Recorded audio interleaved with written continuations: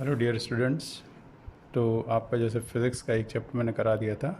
Now we are going to start our first chapter of biology, that is life processes. This life processes is including itself the four main aspects, that is your nutrition portion, respiration portion, transportation portion, and excretion portion. So today we will just going to introduce this chapter, then afterwards, after introduction, we will start the nutrition process. So first of all, introduction in that what first question which arises here in this question is that what do you mean by the life processes? What are life processes? So life process, we can say that all those processes which are important for the maintaining the life or for sustenance of the life on this earth are considered as life process. So I'm writing the same definition which I just given to you. So all those processes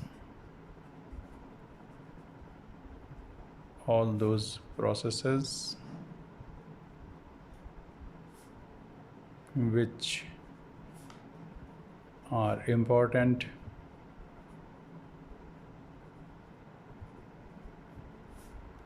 to maintain life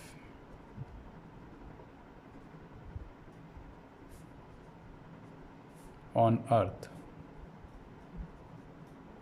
are considered life processes. Now, what are the examples of such life process? The examples we are taking as, like I told already, that is the nutrition is maybe the process, nutrition, maybe respiration,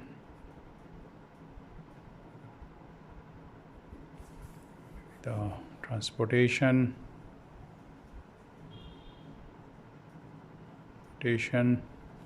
excretion, control and coordination,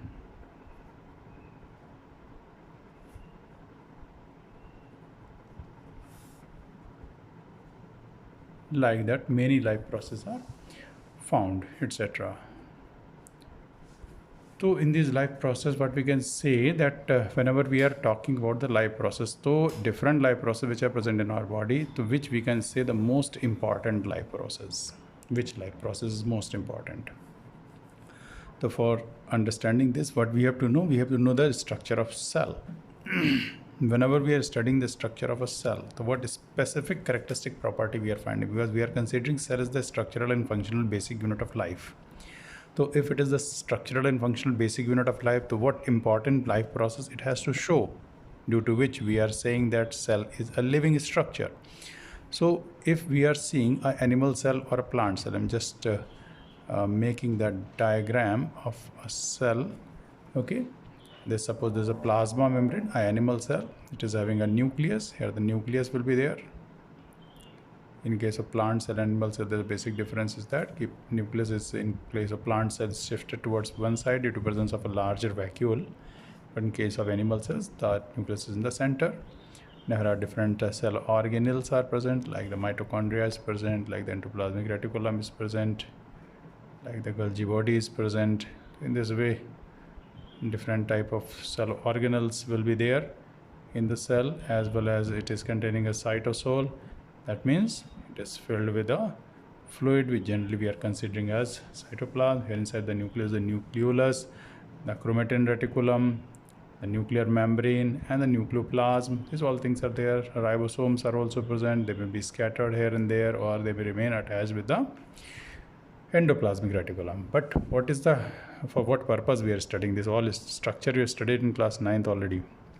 We are studying it for the purpose that cell is living or non-living, we want to know. So for understanding this, whether the cell is living or non-living, if we inspect the protoplasm present inside the cell, so what we are finding, the protoplasm, it is called as living substance,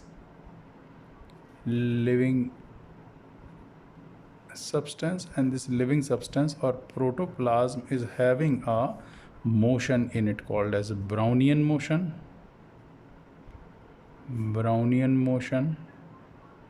That is because we are considering protoplasm as a colloidal solution. So if it is a colloidal solution, that means particles are in the motion, zigzag motion they used to do. This zigzag motion is continuous, but we are unable to see that zigzag motion which is occurring inside the protoplasm. But till this zigzag motion or this protoplasmic movement, the protoplasm may move around the cell organelles in the form of this cyclosis, or it may circulate around the cell organelles. It circulates inside the cell also. Streaming movement is there, so different type of movements used to be performed by the protoplasm. So till those movements are present in the protoplasm, the cell is considered as a living structure. Now, if cell will stop performing these movements, that means the protoplasm will stop performing these all movements, we will consider that cell is dead. There's a basic difference between dead cell and a living cell. So what I'm telling you here, if we are talking about the most important life process, suppose we are considering as nutrition, respiration, transportation, excretion, and different type of processes are occurring in our cell. So which process we are considering the most important process for our life? So for that purpose, we will say movement. Movement is considered. There's also what we can say non-visible molecular movement. Non-visible molecular movement. So this movement is considered as most important life process. Is it okay? So this is the point which is given in NCERT also. If you go through NCERT book properly, you will find it out. Then we will talk about the virus. One more exceptional case. Virus. This is one of the exceptional case. Virus. Term arises from viron. Viron means poison. So virus means these are nucleoprotein. Nucleoprotein, that means nucleic acid and proteins are there, nucleoproteins, which are considered as connecting link between living and non-living. Remember that the virus are the most what we can say structures, like the structure which cannot be understand it till that human beings are not able to understand the nature of these viruses. Because what happens whenever these viruses are entering inside the cell, so as they are entering inside the cell, they used to start controlling the mechanism or the protein synthetic mechanism or all the metabolic activities of the cell, and ultimately they start behaving like a living. But whenever these viruses are outside a cell, so they can be crystallized, can be stored, they are in the form of non-living. They are not showing any type of properties of the living. So meaning is what? If the virus is coming in the contact of a living body, then only it becomes living and start infecting the body. So virus which we are taking here, they are the exceptional cases. In this life process chapter, we are taking this virus as an exceptional case. Exceptional in the way that they may be living, they may not be living, depending on the situations, circumstances where they are present inside the cell or they are present outside the cell.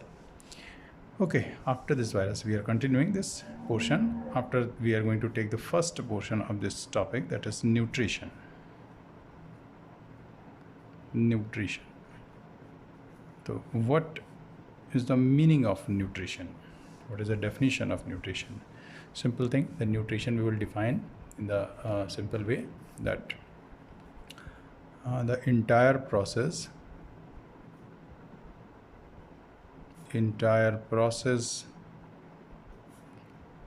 of procuring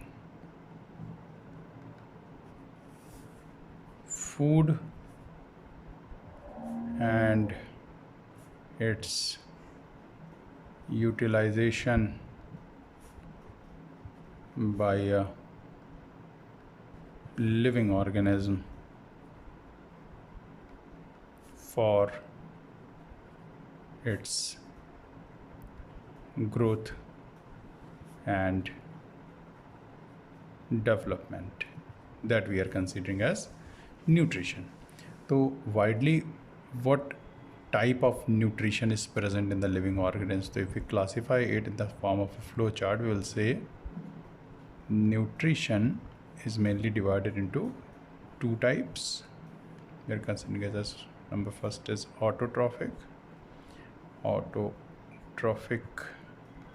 mode of nutrition. Second one we are considering as a heterotrophic mode of nutrition. Heterotrophic mode of nutrition. Now in case of autotrophic mode of nutrition, we are just dividing it into two categories. There are two type of organisms are present. First one we are considering as chemoautotrophs.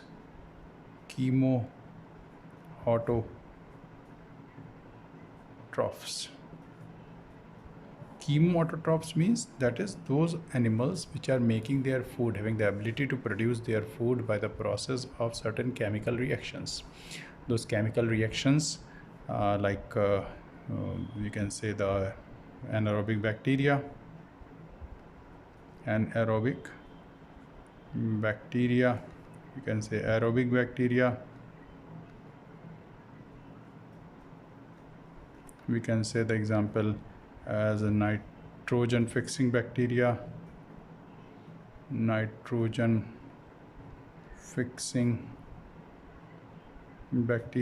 we can take as the example as nitrifying bacteria, denitrifying bacteria, nitrifying and denitrifying bacteria, These are different organisms. We are coming in one of the category where what happens, where the organism need not depend on any other. They are performing certain simple chemical reactions, like hydrogen sulfide bacteria is there, so it is using that hydrogen sulfide and ultimately making their food. Methanogens are there which are producing methane gas, but they used to make their own food by certain chemical reactions. So those chemical reactions, which is the ability of these organisms, they are performing their own chemical reactions by taking the simple inorganic substances from the surrounding. Ultimately they are able to produce their own food material. So this is what we are considering chemoautotrophs. Okay, second one is coming as photoautotrophs. This is our main topic which we are going to discuss here. Photoautotrophs is one of the group. It includes all the producers. So producers are coming like the green plants.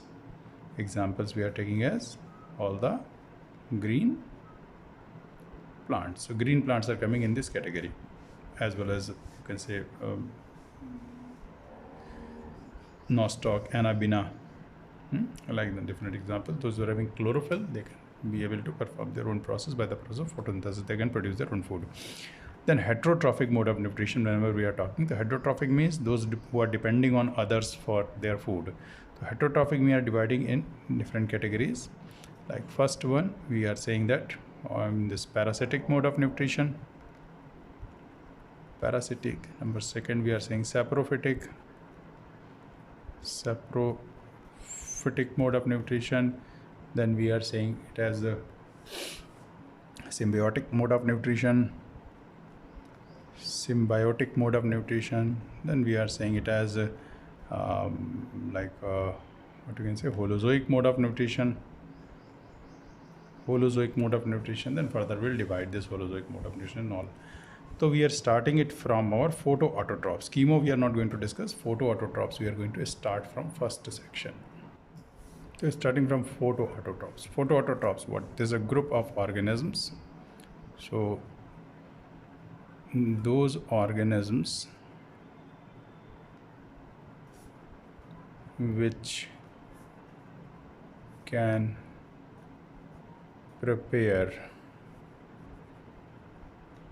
their own food, because the term tells photo means light and autotrophs means making their own food. So those organisms which can produce their own food by using some inorganic substances in presence of sunlight and releasing certain byproducts. So these are phototrophs. The phototrophs example we are taking as green plants. Green plants. So in case of green plants, they perform the process of photosynthesis. So what is photosynthesis? Photosynthesis. So what is photosynthesis? If we talk about what is photosynthesis, we'll say very simply, the process in which all green plant make their own food by utilizing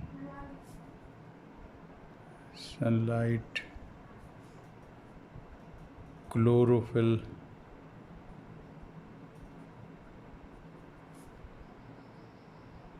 and CO2 and H2O to produce glucose as a main product and water as a oxygen as a byproduct, O2 as a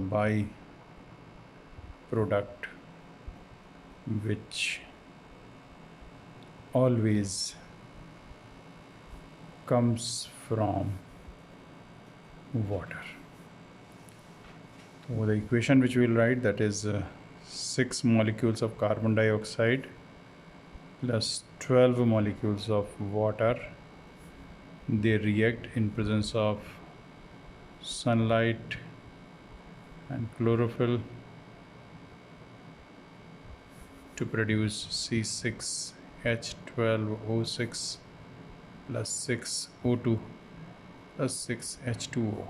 Okay, so this 6O2 is a byproduct which is essential for the living world, for their survival, and glucose is produced, that's also food material.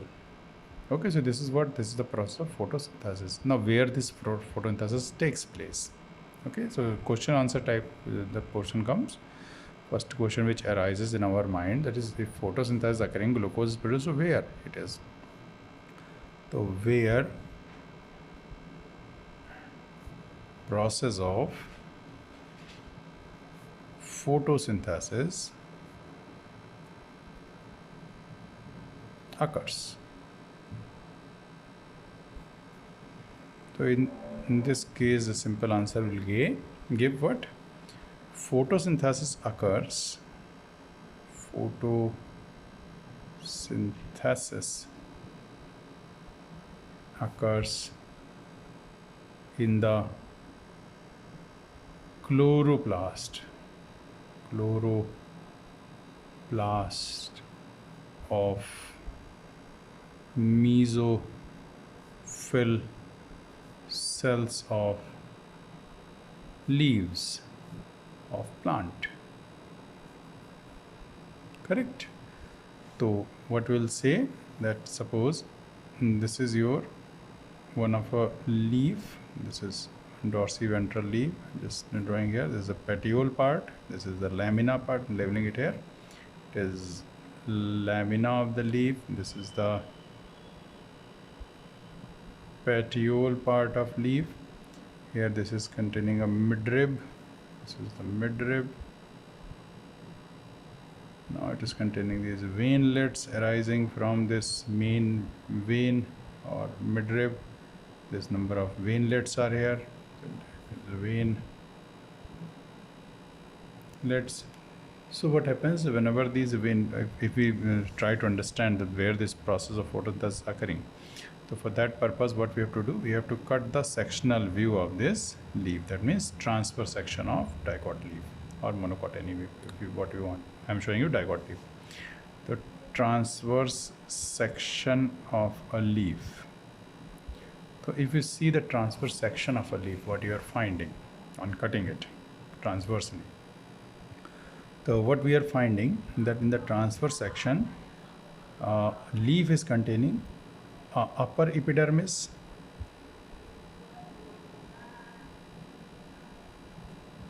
a lower epidermis. This lower epidermis will be because the dorsiventral leaf we are talking about. The dorsiventral leaf is containing more amount of stomata toward the lower surface, very less stomata on the upper surface. So on that upper side, it is containing the epidermal cells. This is the upper epidermis. So epidermal cells are covering the outer surface of the leaf, the epidermal cells.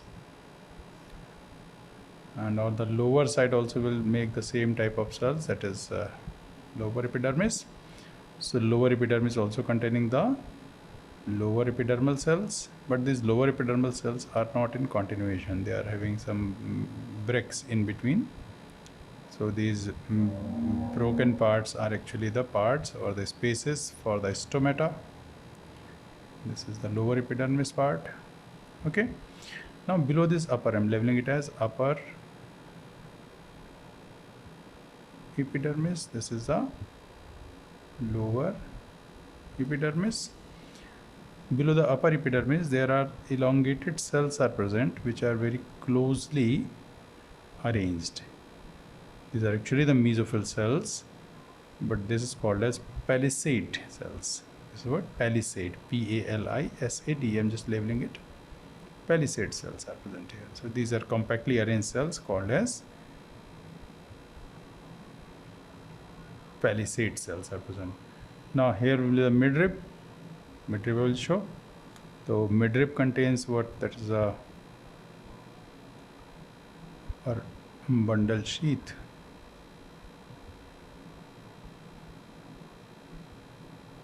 The cells are there, and inside the xylem and phloem will be there.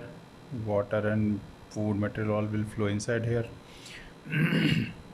Then below this palisade layer, there are circular big cells are present. These cells are arranged in such a way that near the stomata they are producing big spaces. Now these cells we are considering simply as the spongy cells. Spongienza cells, in the sense they are developing certain spaces in between.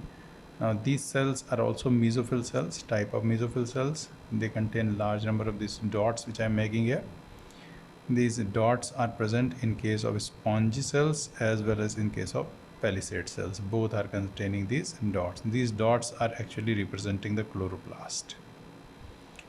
So what we talked about, that is photosynthesis occurs in the chloroplast. Chloroplast is here of mesophylls. Mesophyll cells are these of leaves of a plant in the leaf. So in the leaf there are mesophyll cells. In these mesophyll cells there are chloroplast. Inside this chloroplast, the process of photosynthesis takes place. Now for understanding more, let us see the structure of this chloroplast also. So this chloroplast, if we talk about, the chloroplast is a double layered cell organelle. This is a chloroplast. This chloroplast is containing two membranes which are surrounding it.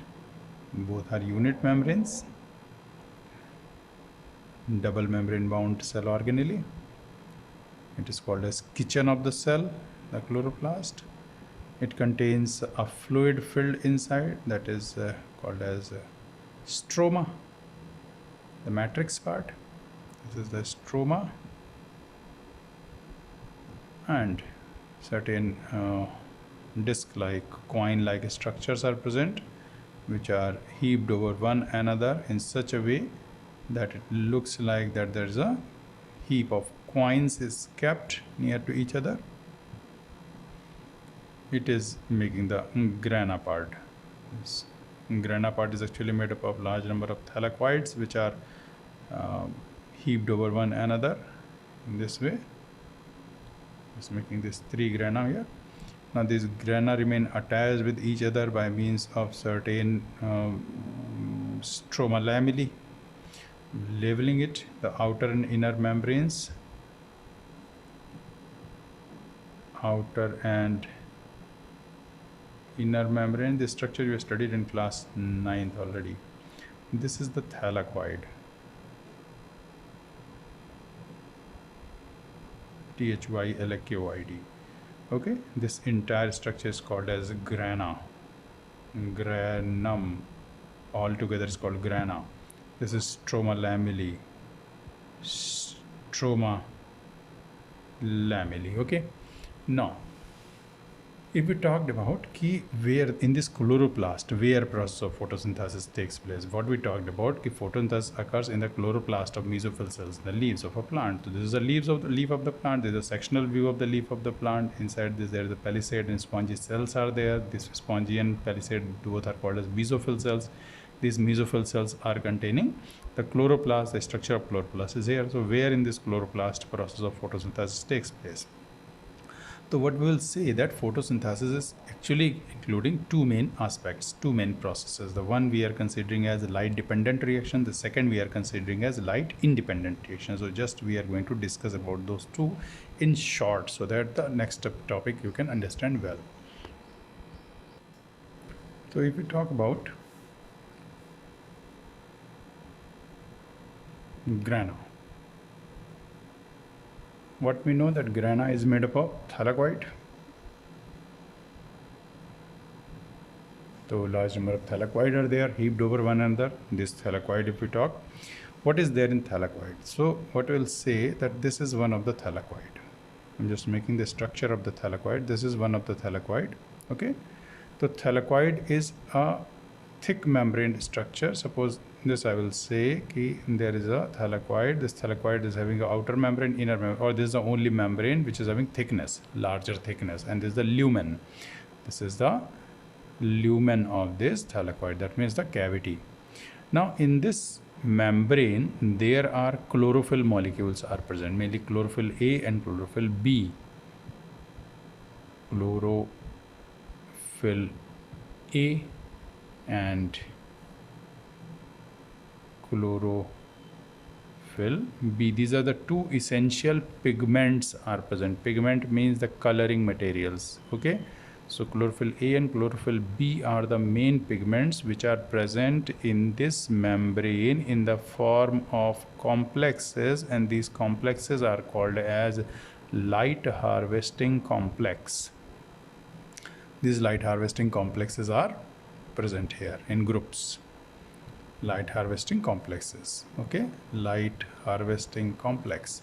The main function of this light harvesting complex, as the name is telling, light harvesting complex mainly helps to absorb the sunlight. So what we will say, the chloroplast is that is containing the grana. Grana contains thylakoid. Thylakoid contains this membrane, in which membrane the chlorophyll A and chlorophyll B are present in the form of light harvesting complexes, and their main function is to absorb the sunlight. So whenever these chlorophyll used to absorb the sunlight, they used to perform certain processes, and due to those processes, that process you will study in higher classes, means class 11th, class 12th. So light harvesting complex main function is what? Key first function will be to absorb sunlight. Absorb sunlight. And second process which is occurring here only, that is the photolysis of water. Photolysis of water. Okay, so two main important aspects are occurring in the light dependent reaction which occurs in the grana part. Now second part was stroma. Stroma is a fluid part. Stroma is mainly responsible for the production of food. The formation of glucose occurs in the stroma. How it occurs? the after these two aspects, means absorption of sunlight and photolysis of water, due to the result of photolysis of water, the water breaks into protons plus electrons plus oxygen. So as the protons which are produced, electrons are consumed in the process. The protons which are produced here, they will be utilized for the reduction of carbon dioxide. So here what happens? A reduction of CO2 to produce glucose. That means we can say simply that grana part of chloroplast performs light dependent reaction, and stroma part of chloroplast performs light independent reaction. Make it very clear. Light dependent reaction means it occurs in presence of sunlight, and light independent reaction means it occurs in presence of sunlight as well as in absence of sunlight. Okay, so this light independent reaction always occurs in the stroma part, but the light dependent reaction occurs in the grana part. So what we will say during the photosynthesis, three main aspects which are occurring here. So in the process of photosynthesis,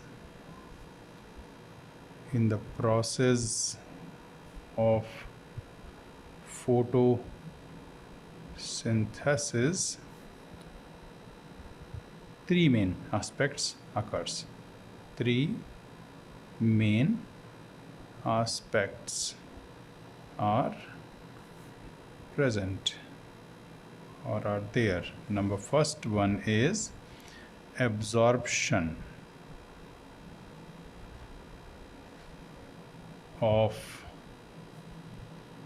sunlight by chlorophyll.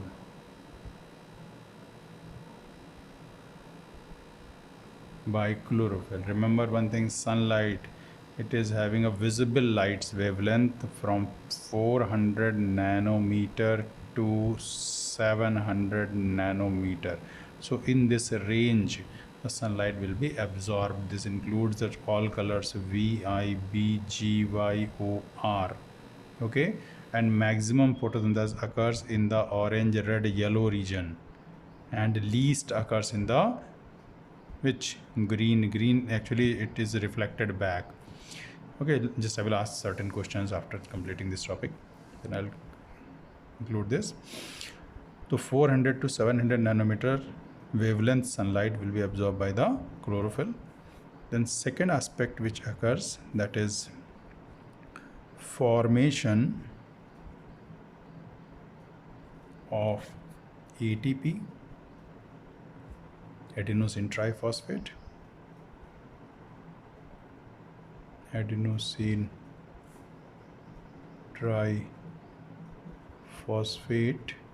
it's an energy rich compound, and NADH, that is nicotinamide adenine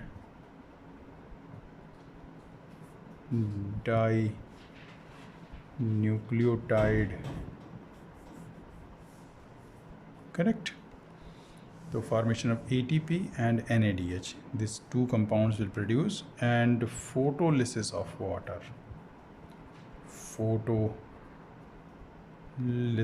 of water to produce electrons, protons, and oxygen. This is the second aspect.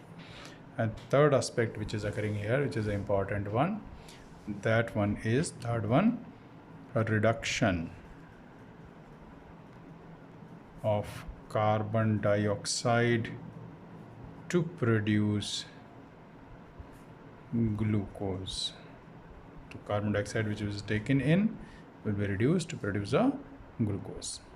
Okay, so what we studied till the main topics is that what is photosynthesis. So photosynthesis is a process of formation of food by the green plants, in which they absorb carbon dioxide and water in presence of sunlight and chlorophyll to form the glucose as a main product, oxygen as a byproduct.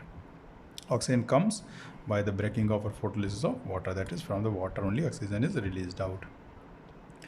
Then this process occurs in the chloroplast.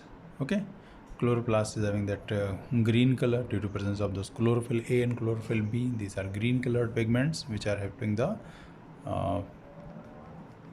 light to absorb. Now, why these are green in color? According to one of the aspects which we had studied in physics earlier, you had studied why the different things are having their own color. So the answer we are giving, the sunlight is having these all 7 colors. It looks like white. So whenever the sunlight falls on any of the objects, every object is having the tendency to absorb certain colors of light. So in case of plants, what happens? If we are talking about a plant looks green in color, white looks green in color. Meaning is very simple.